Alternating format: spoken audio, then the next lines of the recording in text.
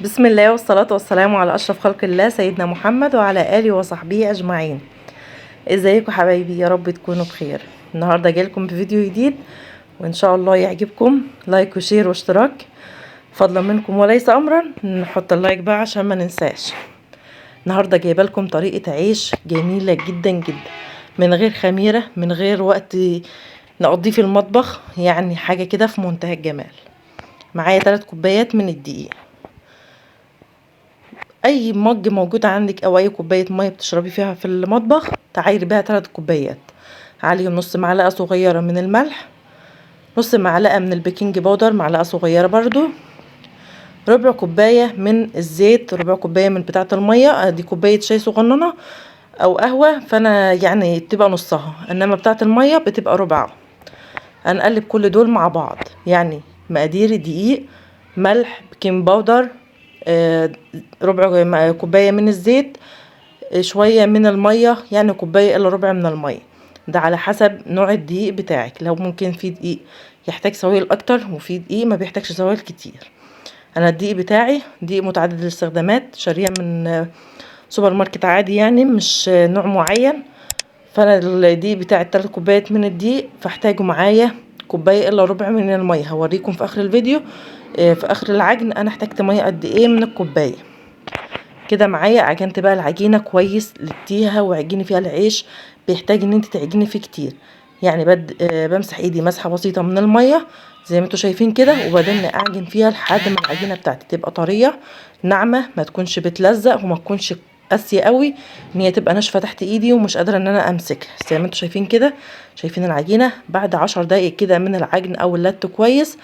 وده بقيه الميه اللي انا استخدمتها، يعني كوبايه من الميه دي فضلت معايا من الكوبايه. العيش بتاعي مش هيحتاج ان انا اسيبه ان هو يخمر. عيش جميل جدا، ينفع معاكي في اي حشوات او في اي سندوتشات، يعني انت تحشي بيها او تفطري بيه او تتعشي بيه. حاجه كده ما شاء الله في منتهى الجمال. ممكن تعمليه وتكتري الكميه او تضاعفيها وتعينها في الفريزر لو انت عايزه بقى. طبعا بنبقى محتارين في الفطار، محتارين في وقت العشاء بالليل، اعمليه وحطيه في الفريزر في اكياس بتاعه التلاجة، ونحطها وقت ما نحب نطلع بنطلع ونستخدمها على طول. ما شاء الله. ال3 كوبايات من الدقيق، يعني اقل من كيلو، من نص كيلو من الدقيق، عمل معايا 11 رغيف. 11 رغيف ما شاء الله، جميل جدا جدا جدا في منتهى الجمال. يعني وهفرد كده رشه بسيطه من دقيق كده على الرخامه بتاعه المطبخ، وافرد كده بالنشابه بتاعتي او كده تمام. هنفرد بقى بالنشابه كده كل العيش بتاعي كميه يعني بسيطه. 3 كوبايات من الدقيق عملوا معايا ما شاء الله 11 رغيف من العيش، يعني اقل من نص دقيق هتملي البيت كل خير وبركه. تمام كده. بعد ما نفرد العيش كله كده، ممكن تفردي رغيف برغيف لو انت معاكي حد يساعدك مثلا، مش هياخد منك وقت في الفرد، يقف يسوي على البوتاجاز كده او في الطاسه او في صينيه تيفال او اي حاجه موجوده عندك على البوتاجاز كده، هتسوي عليه على طول. مش هتحتاجي ان انت تسوي في فرن او هياخد منك وقت، لا ده مش هياخد منك وقت. احنا بندور لكم على الحاجه السهله البسيطه الاقتصاديه اللي ما تاخدش معاكي وقت ولا مجهود، وتبقى في نفس الوقت ان انت بتحبيها وتكون معاكي كويسه. تمام كده.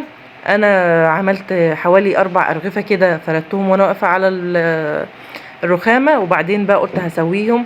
وبعد كده معايا بنوتي ربنا يخليها لي ويفرحني بها يا رب، وقفت بقى تسوي وانا بقيت افرد كده على الرخامه. ما شاء الله ما خدش معايا 5 دقايق بالظبط كنت خلصت كل العيش ده. يعني ما شاء الله عمل معايا كميه حلوه جدا والله، واتغدينا منها كانت تحفه جدا. شايفين؟ ومش هياخد معاكي وقت. اهم حاجه ان انت تعلي النار على الصينيه تسخن كويس، وبعد كده تحطي العيش، وبرضو تسيبي النار عاليه علشان العيش بتاعك يدنه طري وحلو معاكي على طول، ما ياخدش معاكي وقت ويبقى كويس.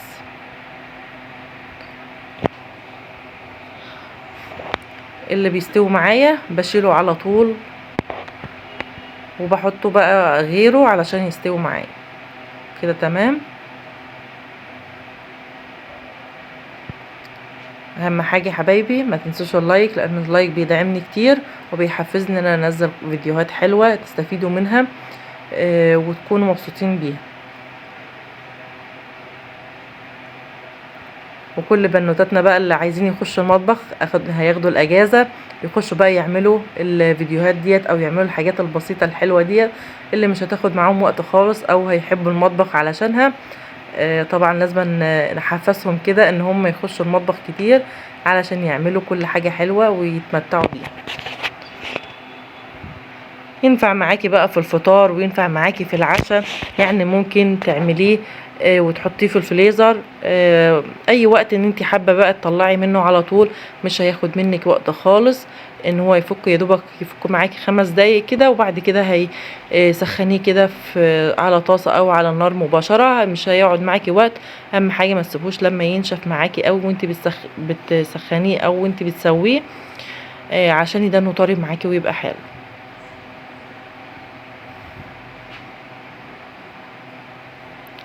كده. تمام. عملنا بقى الكمية اللي احنا عملناها مع بعض، يعني فردته وهسويه كده معاكم ونخلص بقى العيش بتاعنا واوريكم النتيجة بتاعتي كلها. يعني كمية العيش اللي انا عملتها كلها على بعضها ما شاء الله عمل معايا كمية حلوة وما خدش معايا وقت خالص. اهم حاجه ان انت تبقي تعملي حاجه كده وانت عندك طاقه ايجابيه ان انت تعمليها.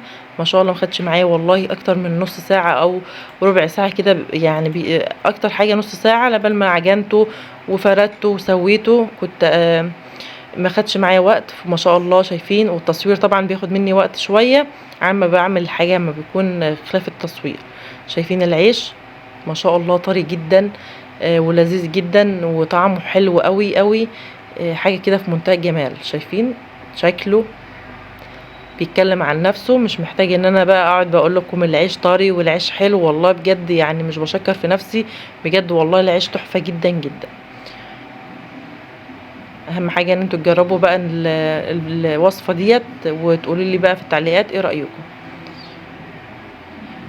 كده شكل بقى ممكن تعينيه كده في الفريزر او في الكيس بالتلاجة، يفضل معاكي اطول وقت في الفريزر، مش هيقولك لا، ولا انتي هتبقي مثلا تطلعيها هتلاقيه متكسر معاكي. حاجه كده في منتهى الجمال، مش هتبقي مستفاده منه قوي وهيبقى حلو ويعجبك. شايفين؟ طري جدا ولذيذ جدا.